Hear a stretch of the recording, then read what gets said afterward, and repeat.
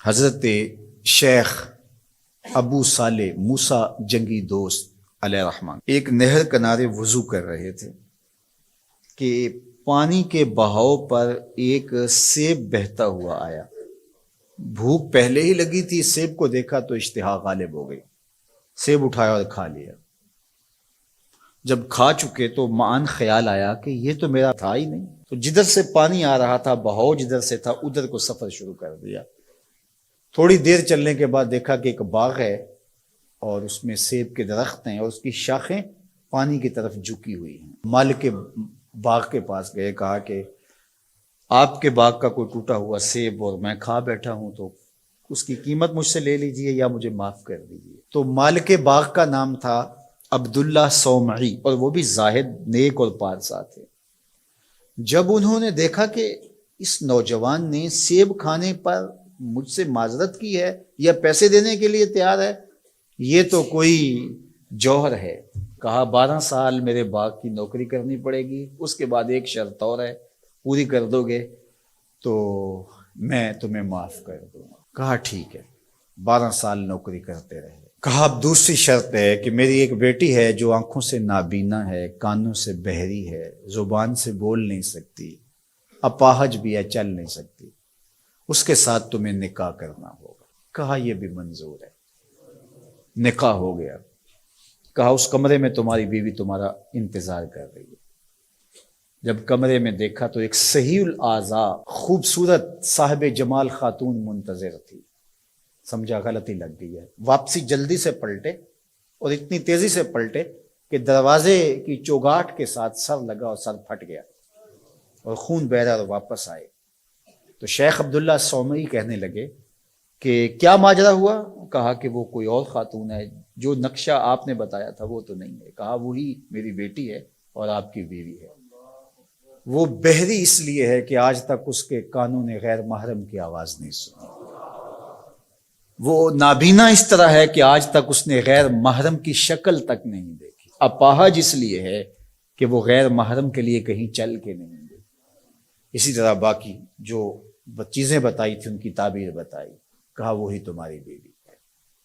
عبداللہ صومعی کی اس بیٹی جس کا نام ام الخیر تھا اور شیخ ابو صالح موسیٰ جنگی دوست کی بیوی، تو یہ صالح نوجوان اور یہ صالحہ خاتون نکاح کی بندھن میں بندھ گئے۔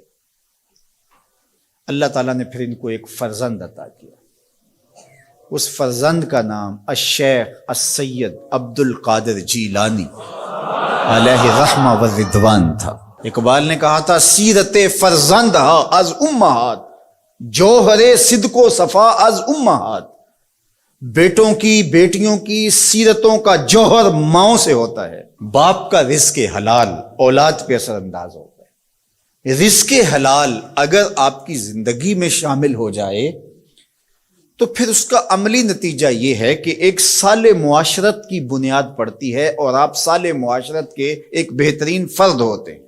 جس طرح رزق حلال نسلوں میں سرایت کرتا ہے اس کی برکتیں، اسی طرح سچائی اگر کسی معاشرے کے اندر پیدا ہو یا کسی فرد کے اندر پیدا ہو تو سچ اپنا راستہ بناتا ہے۔ اگر آپ کی زبان سچ نہیں بولتی اور آپ حلال رزق نہیں کھاتے تو پھر آپ جتنے مرضی نفل پڑھیں، جتنی مرضی عبادتیں کریں، اللہ کی قربت کا تصور بھی نہیں کیا جا سکتا۔ نجات کا راستہ یہ ہے کہ ہم ان دو چیزوں کو اپنی زندگی میں لازم کر لیں۔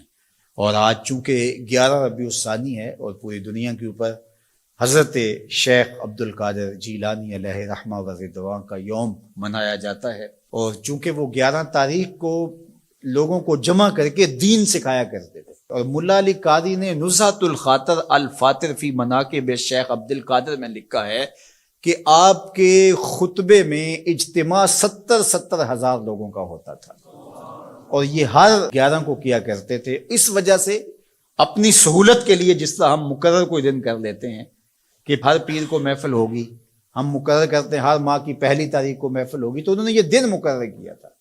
اور اس دن میں جب لوگ دور دور سے آتے، بغداد کے بھی بابو شیخ پہ لوگ جمع ہوتے اور باقی شہروں سے بھی لوگ اس دن آتے کہ چلو آپ کا آواز سنیں گے، تو آنے والوں کو کھانا بھی کھلایا جاتا، کیونکہ حضرت شیخ فرماتے ہیں کہ آدھا فقر بھوکوں کو کھانا کھلانا اور ننگوں کو لباس پہنانا ہے. تو جب جو لوگ آتے تھے تو ان کو کھانا بھی کھلایا جاتا. اب لوگوں کو صرف کھانا یاد رہ گیا ہے، اور جو واز کیا کرتے تھے، جو اس اجتماع کی روح تھی جس کے لیے سارے لوگ آتے تھے، وہ ہم نے بھلا دیا. تو ہم عمومی طور پہ رسم پرست ہو جاتے ہیں، روحیں ہم سے رخصت ہو جاتی ہیں. جو بھی چیزیں ہوتی ہیں ان کی روحیں ختم ہو جاتی ہیں اور ان کی رسمیں باقی رہ جاتی ہیں. اور یہ ہمارا المیہ ہے شروع سے، بلکہ اقبال نے کہا کہ پورا دین ہی جو ہے وہ ہم نے رسم رکھ لیا ہوا ہے، اس کی روحیں ہم سے رخصت ہو گئی ہے.